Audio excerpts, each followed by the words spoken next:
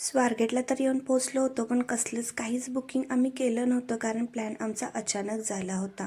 पण नशिबाने आम्हाला बसही मिळाली आणि मी छान त्यात झोपही काढली. ती डायरेक्ट मला जाग आली इंदापूरमध्ये आणि फायनली मी उठले ती माझ्या डेस्टिनेशनला. कितीतरी दिवसाची प्रतीक्षा माझी इथं येऊन संपली होती.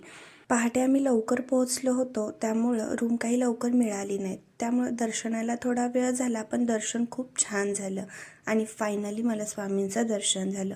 कितीतरी दिवसांपासून इच्छा होती आणि ती आज पूर्ण झाली होती. मी तर खूप आनंदी होते. कित्येक दिवसापासून अक्कलकोटला जायचा विचार मनात होता, पण काही केला योग येत नव्हता. म्हणतात ना, जोपर्यंत स्वामींची आज्ञा होत नाही तोवर पावलेही पुढे पडत नाहीत. इथं आल्यावर मिळणारी ती शांतता आणि श्री स्वामी समर्थ मंत्राचा तो गजर कानावर पडताच मन अगदीच समाधानी झालं होतं.